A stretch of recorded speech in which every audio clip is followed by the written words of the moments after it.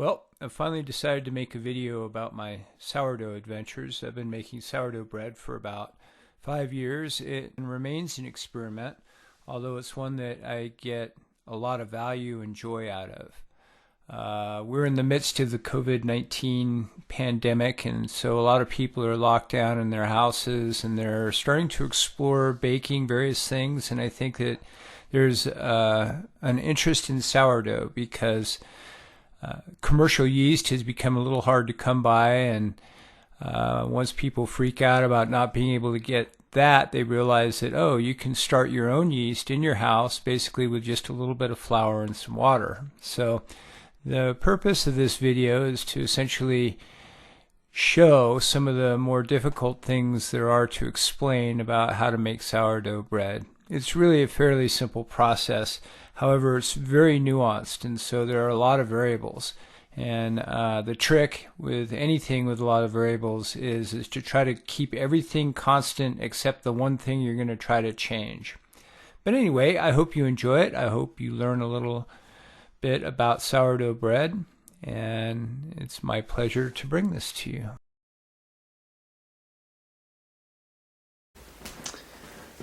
Well, I guess the first thing we have to talk about is the care and feeding of the starter. This is my starter. It's been actually sitting for a couple of days, and it needs care and feeding both, fortunately for us. So I start this process by taking out quite a bit of the starter. I do half or more. Because it's been sitting for a few days, I'm going to get rid of most of the starter. I have a little kitchen scale. I'll turn it on. It'll auto zero.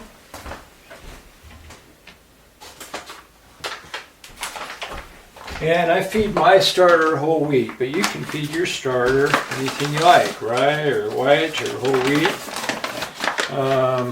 These scales, you can zero them. This one has a tare, T-A-R-E, and it just zeroes it and takes into account the spoon and the container. I use 40 grams approximately. That's actually 42.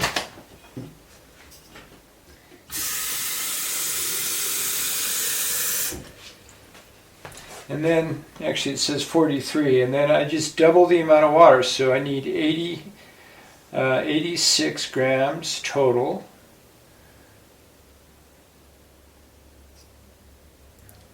And that gives me a 50-50 mixture of water to flour. I went a little bit over there. There's a little bit of wiggle room here. Once I have the flour and water, I just mix it up thoroughly.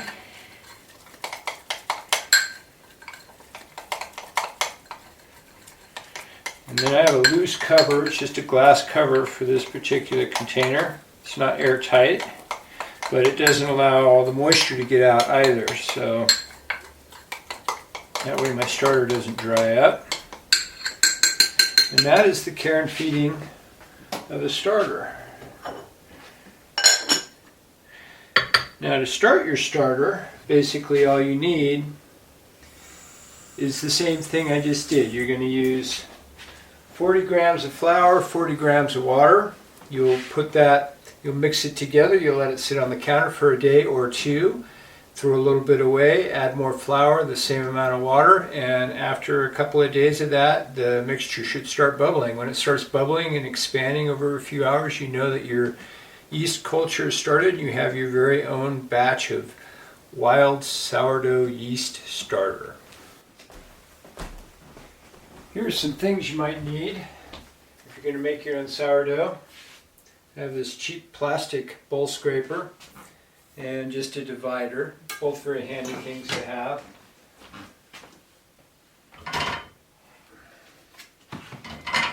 I use these two bowls for proofing. I put some parchment paper in each. Parchment paper can be found at the store. Basically heat resistant paper. I believe it's silicone infused. We'll find out soon that that's probably bad for us, but for now it makes baking very easy. Some mixing bowls. I use this. There are two steps. There's your initial starter. Mine looks like this. And then you have this other intermediate step where you make a larger batch of starter. I use that for that. And then a normal mixing bowl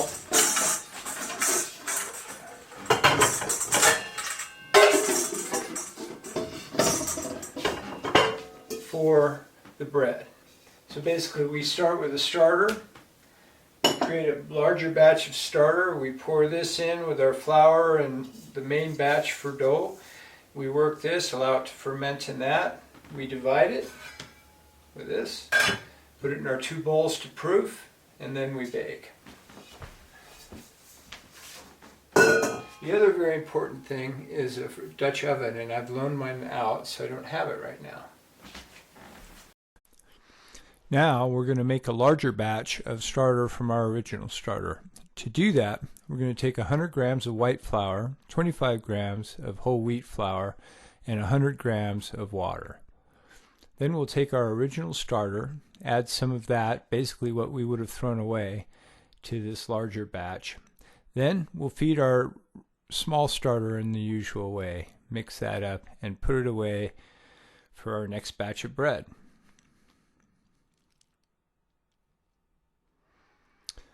Once that's done, we'll mix this larger batch of starter up and allow it to sit until it basically triples in size. I like to watch it in its glass bowl. I use saran wrap on the top to keep it from drying out. Okay, now for making some bread. Running out of this one type here, I'm going to zero out the scale. And what I normally do is I put about 770 grams of white, 780, somewhere in there, and 407 of the good stuff.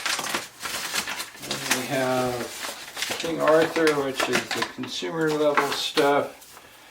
We'll do 450, 750 combined. That's actually interesting. White whole wheat flour. So we're going to do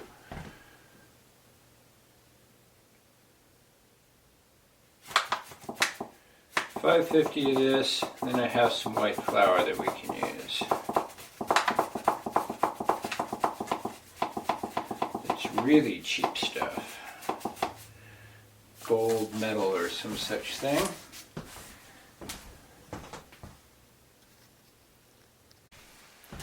I have 100 grams of whole wheat, and the rest I'm going to do white. So I'm going to bring this up to 880 grams total. The scale's keeping track of it for me. That's 720, 740, 50,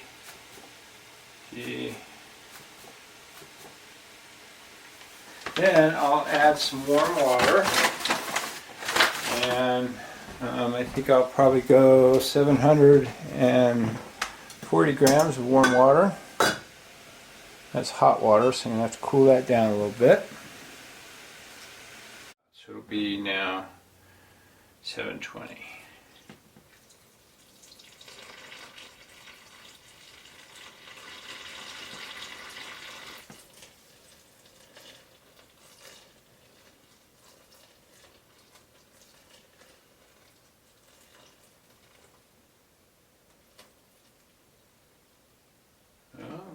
Quite enough to make it.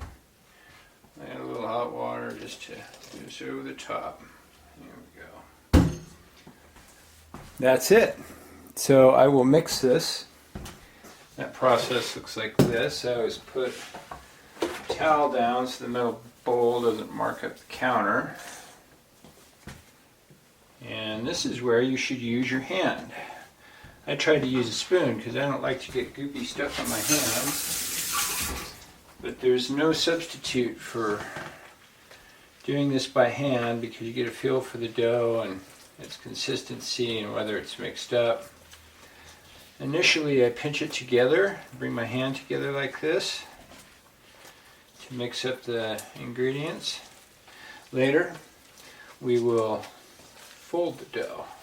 Right now we're interested in mixing it, so I just open my hand up like this and bring it together, and that allows it to get mixed up.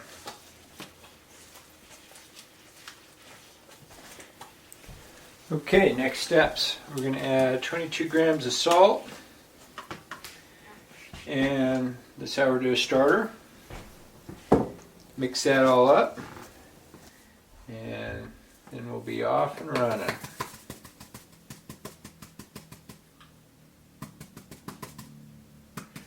the end of the day, all you need to do to make bread, really delicious bread, is have flour, salt, and water. It's the only ingredients that are in there.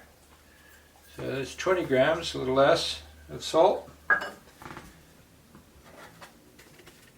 have my starter set up. Add that in there.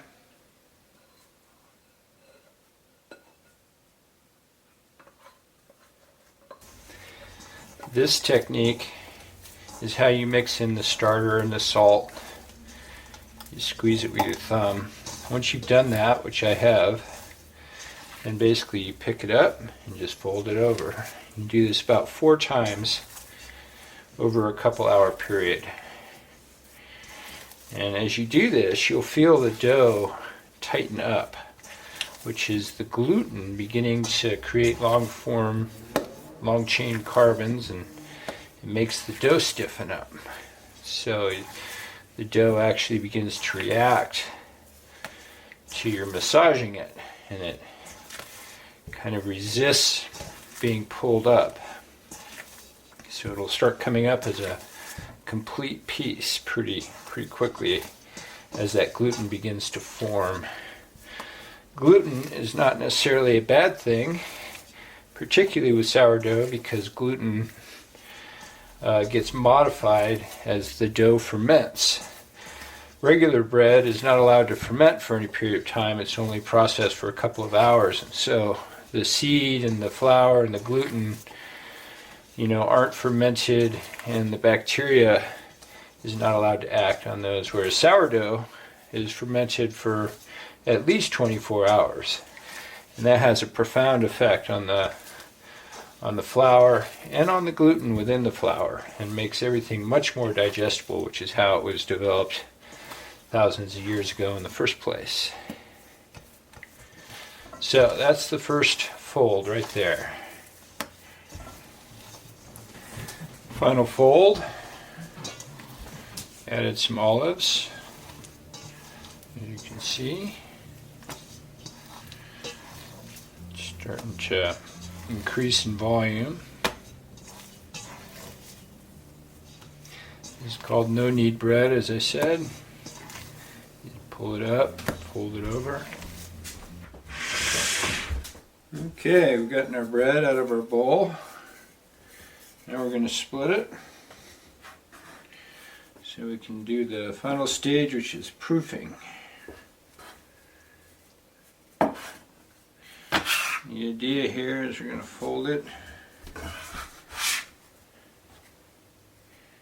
4 ways, like so. Then we form it into the ball that it's going to be in.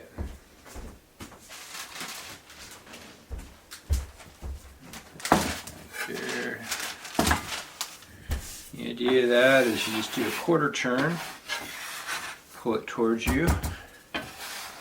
So, quarter turn, pull it towards you.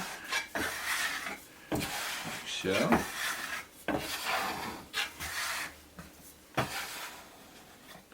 And you'll feel it tighten up.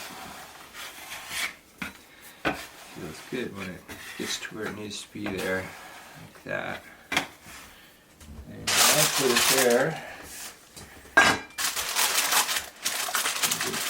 Right.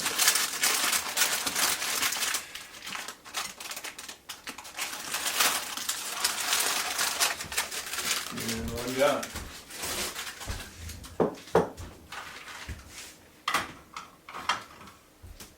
So that's the vegan one. Let me do another one. It will not be vegan. I'm going to put some cheese in there. I think. Experiment with this one a little bit.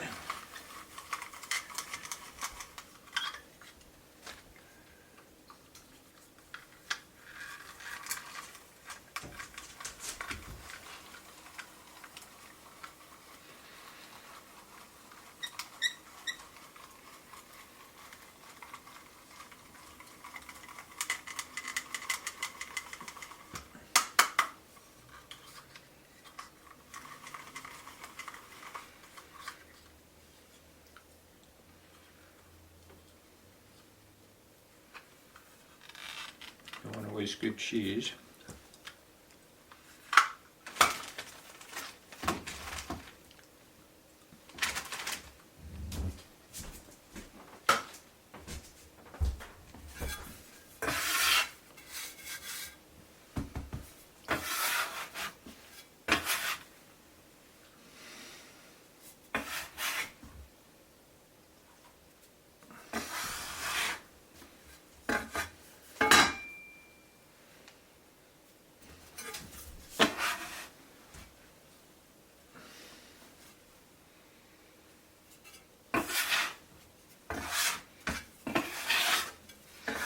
I was going to put some chunks of cheese in this one, but I would have done it right there where I was folding it. I think we'll just call it good with the way I just did that.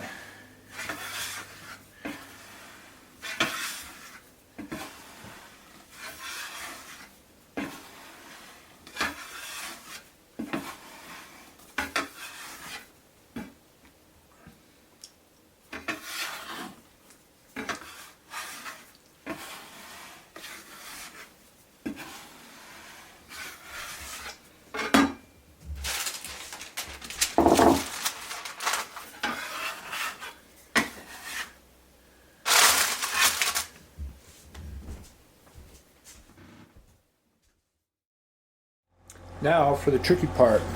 The oven is hot. It's been heated up to 460 degrees. And take the Dutch oven out and I'm going to put the bread in.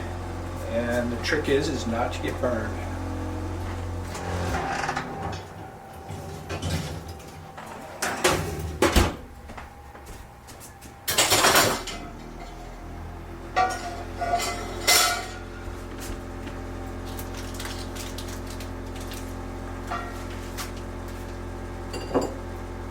So that's in.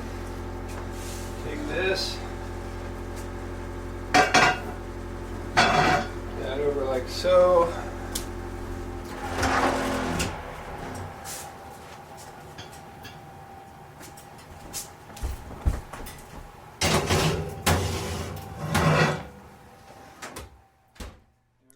Thank you for watching my video. I hope it brings some value to your life and that you've learned a little bit about sourdough. The pictures in this video are loaves of sourdough bread that I've made over the last 5 years in actually 5 different places that I've lived. The adventure of learning about sourdough has had many unexpected twists and turns for me. I'll probably do a very brief video about that. But I will say that one of the greatest things about it is the ability to give it away once we've cooked it. People always appreciate it as a gift, and there's something really cool about making it and then giving it to someone. Till next time, thanks for watching. Bye.